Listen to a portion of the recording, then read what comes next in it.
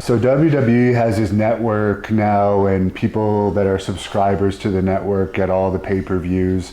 Do you think if they still made money by individual buys of pay-per-views that they would have had that women's match as the WrestleMania main event this past year, or this year, 2019? If they would have had what? Like if they still had pay-per-views where people had to buy the pay-per-view to get WrestleMania, whereas now they subscribe to the network, and when you're a subscriber to the network, you get all the pay-per-views.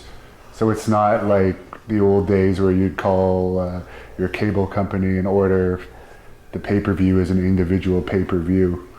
Exactly. So. I don't believe that it would have been like the old school era of pay-per-views that did tremendous business because Ronda Rousey was not really over. She was pushed more than any other human being, female or male, in the history of the WWE by Vince, by Triple H, by Stephanie, by the entire company. Push. She had the biggest push of anyone in the history of that company, and still was not over. You cannot convince me that she would have sold one ticket. Yes, it was the first women's main event at Wrestlemania, April the 7th, this Sunday. Today is Friday the 26th, April 26th, 3 weeks ago. They were the main event. But it was a horrible match. I saw highlights of it.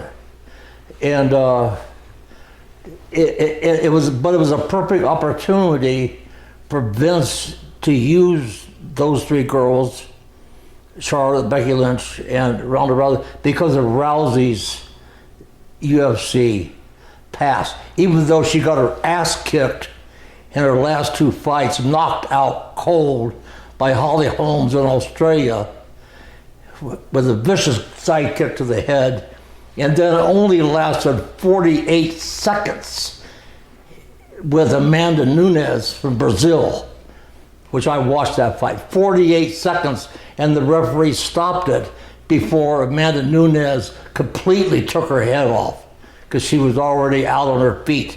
And I think he stopped her early. 48 seconds. So her last two appearances in the UFC were by knockout. She lost. So you cannot tell me she's the greatest UFC female fighter ever when you lose your last two by such horrific short time knockouts. And then you cry in the ring like a child, and then you tell people, she sat there and wept like a baby in the ring, and then she said she's going to commit suicide over the loss. This woman is such a mental case that I don't know how she made it through an entire 12 months, 1 year, from the first Mania to this last Mania, because she's an absolute, in my personal opinion, and a lot of other people, a total basket case. I've never been impressed by her because she would hurt women in other matches. This is documented, videotape, still photos, with that vicious armbar of hers.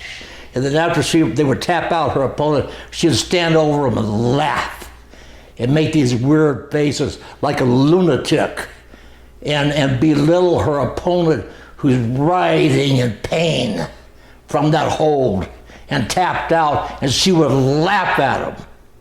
So to me, she's disgusting.